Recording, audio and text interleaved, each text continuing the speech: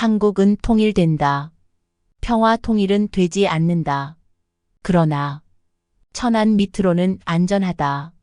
이 예언은 자신의 죽는 날까지도 예지하고 정확하게 그날에 열반함으로써 세상 사람들을 놀라게 한 근대의 신승 타너스님의 말씀이다. 그는 5,000년 동안 고난과 역경 속에서 살아온 우리 민족의 불행한 역사는 머지않아 종결될 것이다. 라고 예견하며 다음과 같은 말씀을 남기셨다.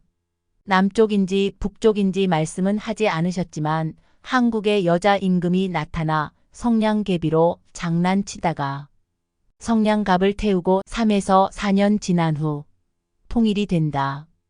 고 하였는데 이때에는 한국이 세계의 중심이 되어 인류의 결실이 이루어지며 정신문화의 중심이 된다. 고 하였다.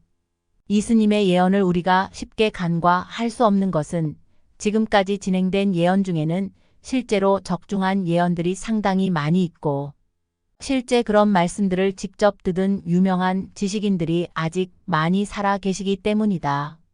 예를 들어 1978년 KBS 취재단과 함께 타너스님의 인도의 불교 성지순례 촬영을 함께 갔다 온 정웅 다큐멘터리 감독님이 전하는 말에는 박정희 대통령이 얼마 안 있으면 총을 맞을지도 모르는 큰 변을 당할 것 같다는 타너 스님의 12.6 사태 예언 말씀을 성지순례 중 직접 듣고 깜짝 놀랐었다고 이야기하고 있다.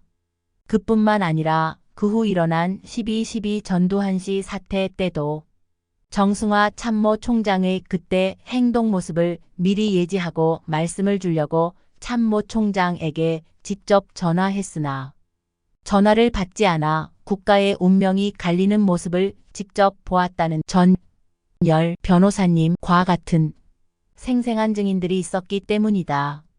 타너스님은 1934년에 오대산 상원사로 출가한 후 학문에 증진하여 1964년 동국대학교 대학 선원원장을 역임하였고 1967년부터 8만 대장경의 한글화 작업에 기여할 정도로 학승이며 우리나라 불교계에서 원효대사, 의상대사와 함께 3대 학승으로 불교인으로부터 커다란 존경을 받는 인물이다. 정역, 주역, 화엄경에 통달하였으며 특히 화엄학에 대한 조예가 깊어 일본, 대만, 미국 등 국제적으로도 그의 명성이 널리 퍼져 각 나라에서 특강을 하는 등 세계적인 석학으로 알려져 있다. 알면 알수록 습득하신 학문에 경외심이 느껴지는 타너스님은 성철스님과 같은 시대를 살아온 대표적 근현대 한국의 선지식인이라고 할 수 있다. 대개의 불교 고승들은 주역이나 풍수도참을 가까이 하지 않는 경향이 있어서 불교 경전 외에는 불문시한 성철 스님과 다르게 타너스님은 유교, 불교뿐만 아니라 도교도 관통하여 풍수도참과 역학의 예언을 기피하지 않았다. 이러한 기질은 타너스님의 유년 시절의 성장 과정에서 찾을 수 있는데 아마 보천교의 간부로 계신 부친의 영향으로 13세까지 도교적 성향이 강했던 정읍의 보천교에서 자랐기 때문일 것이다.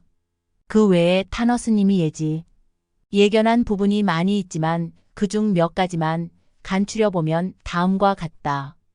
6.25 전쟁이 새벽 5시에 일어난다는 시간까지 정확하게 맞추었다. 1.24 무장공비 사태를 알았다. 1955년도 고베 대지진을 예견하였다. 일본 열도의 3분의 2는 가라앉을 것이라 했다. 중국이 분열되어 여러 개의 나라로 쪼개질 것이라고 했다.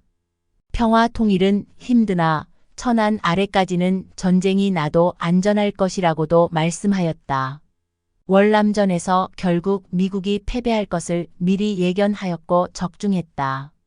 미래의 한반도의 서쪽 부분은 융기하여 바닷속 지형이 육지로 솟아오르고 동쪽 지역은 침강 현상으로 인해서 육지가 바닷속으로 가라앉는다고 예견하셨다. 또한 남북한이 통일이 되기 때문에 인구수와 영토가 크게 늘어난 한국은 강대국의 지위를 획득하게 된다고 한다. 앞으로 화산과 지각 변동으로 인하여 해일, 지진이 연속적으로 발생하여 전 세계적인 대참사가 발생하여 많은 사람들이 죽는다고 한다. 이와 같은 타너스님의 미래의 영지 능력은 현재의 실존 과학으로 증명하기엔 한계가 있으므로 우리 같은 보통 사람은 약간의 흥분과 기대감으로 우리 시대에서 일어날 수 있을 예언의 결과를 지켜볼 뿐이다.